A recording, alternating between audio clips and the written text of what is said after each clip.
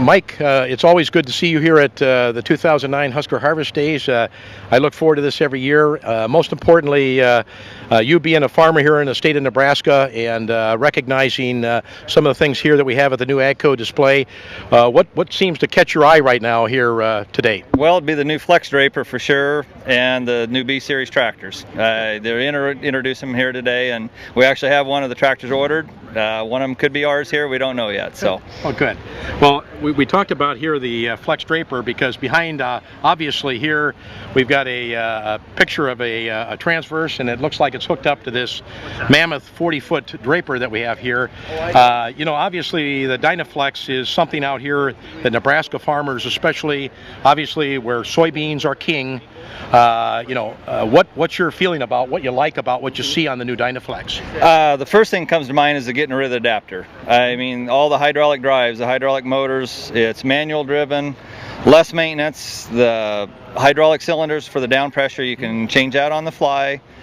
We run a transverse combine R76. I think with the Draper, we're told we can go from a 30 to 35 to 40 and maintain capacity and actually increase capacity. So we're probably going to give her a shot next year. Good, good. Well, on the DynaFlex, we were talking about obviously increasing the harvesting rate, which is a big thing. Customers out there recognize that they have to make a choice, I guess. Do I want to go wider and run the same ground speed, or do I want to run obviously a little bit maybe with the same size head but a little bit faster, and I think your philosophy tends to be going the same speed and bigger, yes. Okay.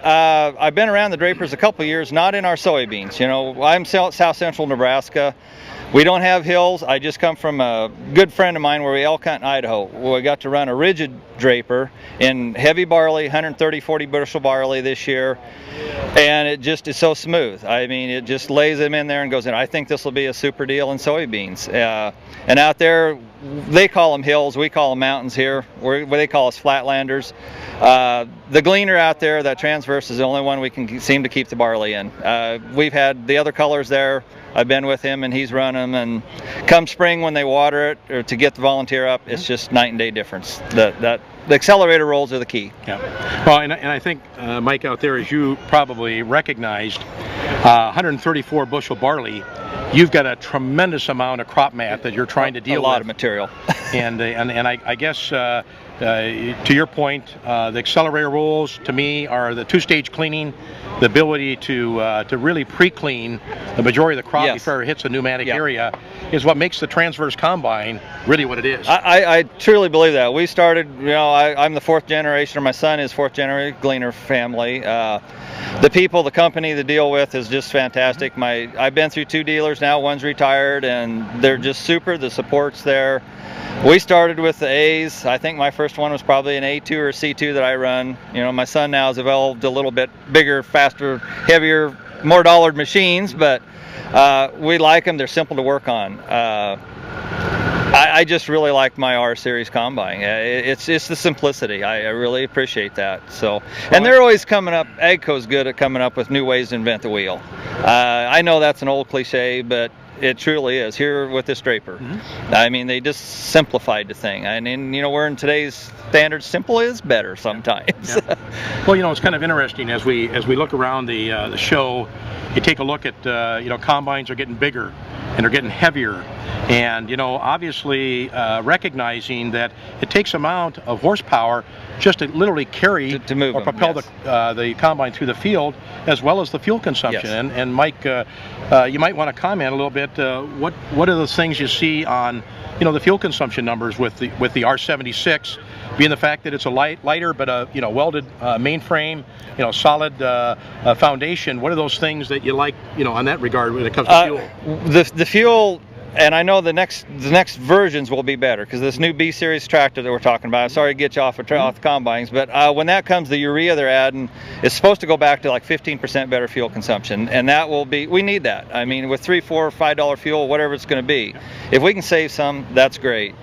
The horsepower's there. The CZU is totally, it's putting it out. I mean, it is there. So I like them.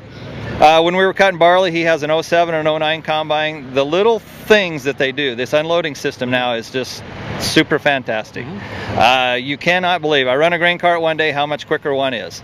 And I'm anxious. I've got a 976 sitting at home to get into some corn, and it's just going to be incredible, I think. So they keep making them better.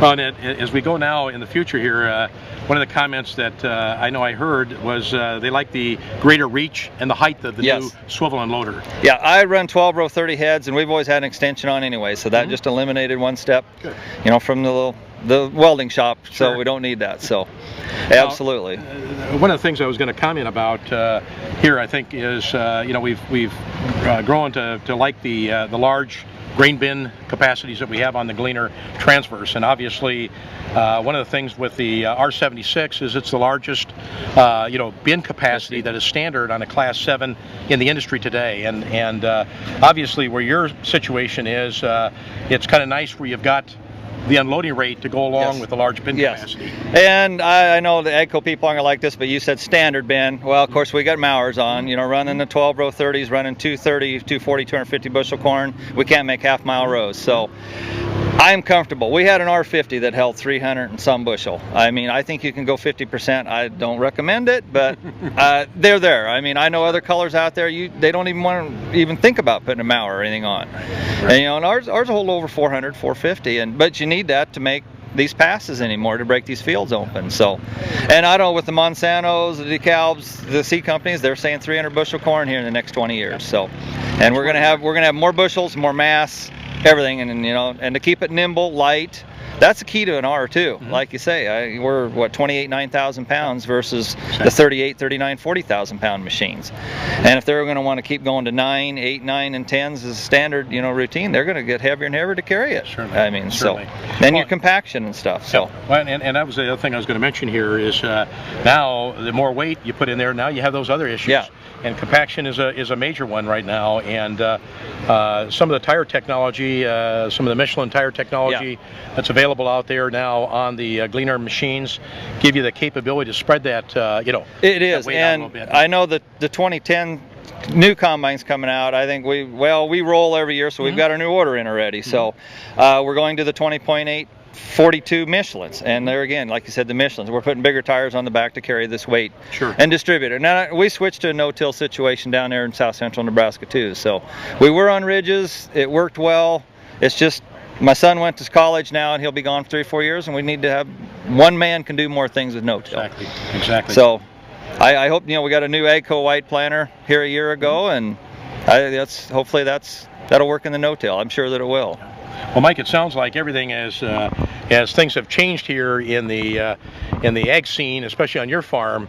You know, obviously you've been very proactive and have kind of moved with the times, but been doing things out of the box as far as how you farm and what you're doing, and obviously it's reflected on the machinery you run. And I like being on the cutting edge. I don't know, there's sometimes that maybe you shouldn't have been, but as for most part, it is. You know, I'd rather be a leader than in you know, a trailer, and I know my son's that way too. He definitely is. He's more so than that way than I am. He's even more outspoken than I am about being leaders, and we need young people to be leaders anymore. So that's for sure. Well, Mike, it was very nice. Most importantly, I'd have to say that having Mike Kamler here at the Husker Harvest Days, talking about his operation and what Gleaner combines and ACO tractors have meant to you on your operation, especially with the new technology. So thank you, Mike, for being out here today. We appreciate it.